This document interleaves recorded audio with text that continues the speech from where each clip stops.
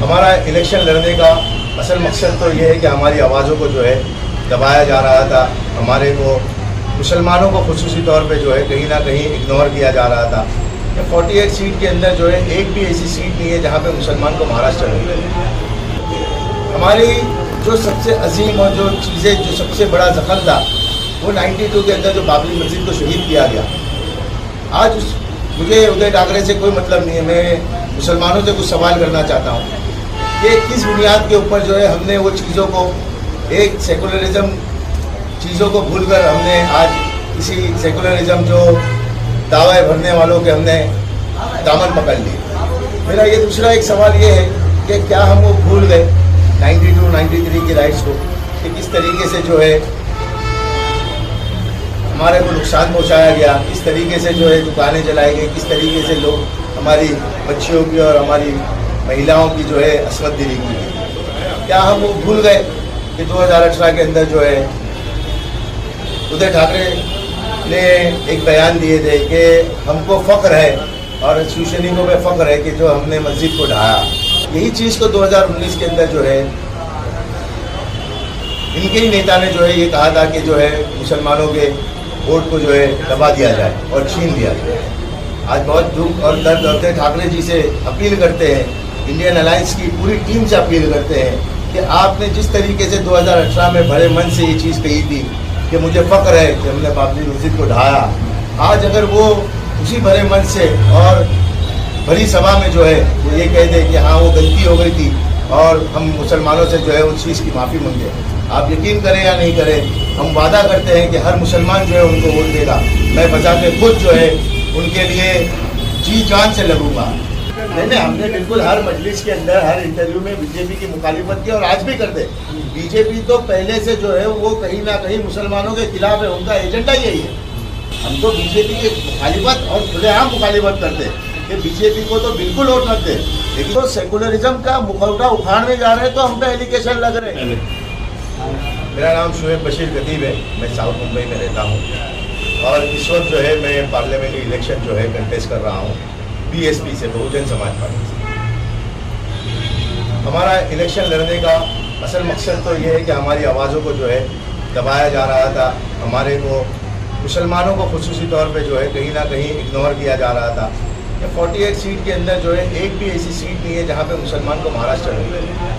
लेकिन उससे बड़ा जैसा जैसा इलेक्शन आगे बढ़ता गया, जैसी इलेक्शन की कैंपेनिंग होते गई, एक बहुत दर्द और एक बहुत गम और एक बहुत फिक्र के साथ में अफसोस होने लगा कि हमारी जो सबसे अजीम और जो चीज़ें जो सबसे बड़ा जख्म था वो 92 के अंदर जो बाबरी मस्जिद को शहीद किया गया। आज मुझे उदय ठाकरे से कोई मतलब नहीं है। मैं मुसलमानों से कुछ सवाल करना चाहता हूँ कि किस बुनियाद के ऊपर जो है हमने वो चीज़ों को एक सेकुलरिज्म चीज़ों को भूलकर हमने आज किसी सेकुलरिज्म जो दावे भरने वालों के हमने दामन पकड़ लिए। मेरा ये दूसरा एक सवाल ये है कि क्या हम वो भूल गए 92-93 की राइट्स को कि किस तरीके से जो है हमारे को नुकसान पहुंचाया गया, किस तरीके से जो है दुकानें जलाई गई, किस तरीके से लोग हमारी बच्चियों की और हमारी महिलाओं की जो है असमत दिली की गई। क्या हम वो भूल गए कि 2018 के अंदर जो है उदय ठाकरे ने एक बयान दिए थे कि हमको फ़ख्र है और शिवसैनिकों पे फ़ख्र है कि जो हमने मस्जिद को ढाया। आज जो चीज़ों के लिए कॉन्स्टिट्यूशन की बात की जाती है और ये कहा जाता है कि मुसलमानों के वोट के हुकूक को छीन लिया जाएगा, यही चीज़ को 2019 के अंदर जो है इनके ही नेता ने जो है ये कहा था कि जो है मुसलमानों के वोट को जो है दबा दिया जाए और छीन लिया जाए। आज बहुत दुख और दर्द और गम के साथ में जो है ये बात कहना पड़ रही है कि 23 साल से जो चीज़ें जो जख्म थे आज हम जो है वो ये इंडियन अलायंस की झांसे में आकर हमने जो है वो चीज़ों को भूल गए। क्या वजह है कि आज हम जो है अपने दर्द को जो है अपने ज़ख्म को जो है हम भूल गए। मैं आप तमाम लोगों के माध्यम से एक बात कहना चाहूँगा कि हमारा वो दर्द जो है वो कभी ख़त्म नहीं होगा। हम उदय ठाकरे जी से अपील करते हैं, इंडियन अलायंस की पूरी टीम से अपील करते हैं कि आपने जिस तरीके से 2018 में भरे मन से ये चीज़ कही थी कि मुझे फ़ख्र है कि हमने बाबरी मस्जिद को ढाया, आज अगर वो उसी भरे मन से और बड़ी सभा में जो है वो ये कह दे कि हाँ वो गलती हो गई थी और हम मुसलमानों से जो है उस चीज़ की माफ़ी मांगे, आप यकीन करें या नहीं करें, हम वादा करते हैं कि हर मुसलमान जो है उनको वोट देगा। मैं बजाते खुद जो है उनके लिए जी जान से लगूंगा। हमारे उस जख्म को भरने के लिए हम उनके साहब से जो है बहुत बहुत आजिज़ाना तौर पर अपील करते हैं और मुसलमानों से भी कहेंगे कि इस चीज़ को जो है अगर वो ये कहते हैं तो हम बिल्कुल नहीं, तो फिर जो है आप अपने दर्द के साथ में एक सही फैसला लें और इस चीज़ को ना भूलें जो 1400 साल के अंदर जो कहीं नहीं हुआ वो हिंदुस्तान में हुआ। सर एक सवाल मेरा पीछे कि आप जो इस की बात कर रहे हैं, आज उत्तर एक सेक्युलर नेता बन चुके हैं, तो और मेरा सवाल वो सेक्युलर नेता बन चुके हैं, तो आपका कहने का मतलब ये है कि मुसलमान अपील करें उद्धव ठाकरे से कि आप जो है अगर हमारा वोट चाहते हैं सेक्युलर वोट, तो आप इस बात का ऐलान करें कि आपसे गलती हुई और शीश शरीफों की गलती हुई, बाबरी मस्जिद का ढाना, उसकी शहादत जो है वो गलत था, ये कहना चाह रहे हैं आप? बिल्कुल हम यही कहना चाह रहे हैं कि जिस तरीके से मुसलमानों को आज सेकुलरिज्म के दम के ऊपर आपने गले लगाया है, तो उसके हकीकी गले लगाए और वो चीज़ें का ऐलान करें कि बाबरी मस्जिद वाकई में हमसे ढाई गई है और हमको फ़ख्र है इस स्टेटमेंट को लेकर, जो वो कहीं ना कहीं मुसलमानों से माफ़ी मांगे। देखा जाए कि कांग्रेस जो है ये जिस तरह से मुसलमानों को जो ये लेकर चल रही है, कांग्रेस भी जो दावा कर रही है मुसलमानों का हमदर्द बन रही है, ये जो अभी वंचित बहुजन अघाड़ी की यहाँ पे जो है वो भी मुसलमानों को दावा कर रही है,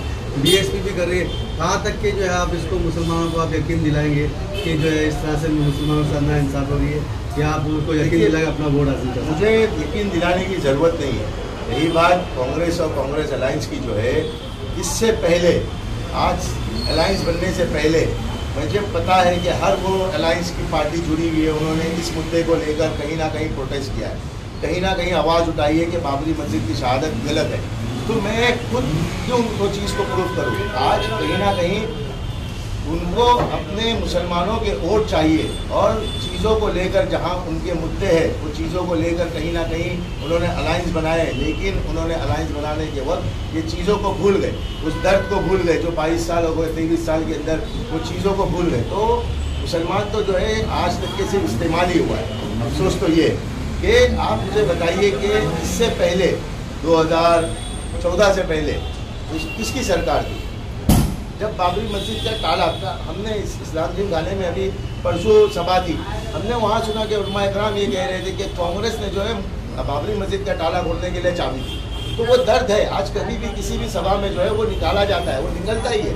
तो हम तो बिल्कुल उस दर्द के साथ में जो है जी रहे।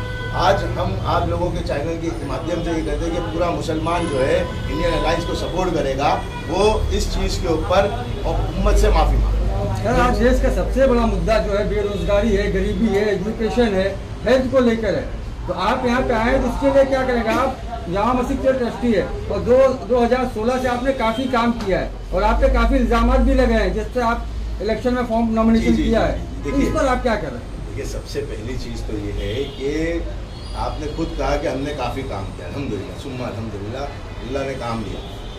असल चीज़ तो ये है ना कि मुद्दे से अगर किसी चीज़ को किसी चीज़ से हटाना है तो उसको उसके अपोजिट चीज़ को दिखा दो। आज कहीं ना कहीं शुएब खतीब ने जो है साउथ मुंबई से फॉर्म भरा है, तो लोगों को अपनी असल बात जब मैं रख रहा हूँ तो वो चुभ रही है। असल चीज़ तो हमको अफसोस है ना कि आज 10 साल के अंदर हमको साउथ मुंबई में क्या मिला? एक ऑफिस तक नहीं मिली हमारे एरिया में शिवसेना की। आज मुझे बताइए कि कौन सा डायलिसिस सेंटर है हमारे यहाँ पे, या कौन सा जो है हाई टेक्नोलॉजी हॉस्पिटल कैंसर के लिए है। आज हम हर चीज़ से कहीं ना कहीं महरूम है। तो इन सारी चीज़ों को लेकर काम करेंगे इंशाल्लाह। आप दुआ करो कि ज़्यादा से ज़्यादा वोट मिले। 2 नंबर के ऊपर बटन दबाना, हाथी के निशान के ऊपर बटन दबाना है और इंशाल्लाह 20 तारीख को ज़्यादा से ज़्यादा वोट। एक सवाल और है सर, आज साउथ मुंबई के अंदर तकरीबन 5.5 लाख मुसलमान लोग हैं और इन मुसलमानों के लिए आपकी अपील क्या है? इन मुसलमानों के लिए अपील यही है कि हम पे अगर आज सेकुलरिज्म का जो दम भर रहे हैं वो हम आज आँख पे पट्टी बांध के मुसलमानों का सबसे बड़ा मसला है कि कल जो आज सेकुलर है कल वो कनेक्टिव थे।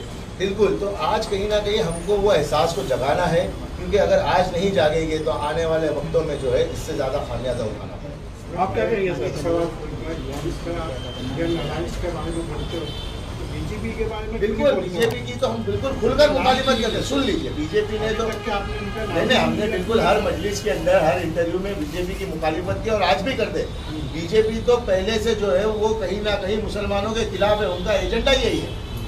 उनको कभी उन्होंने कहीं ना कहीं आप जिस तरीके से कॉन्स्टिट्यूशन को हटाने की बात है कि जिस तरीके से ट्रिपल तलाक की बात है, जिस तरीके से सारे मसले हो तो बिल्कुल जग जाए।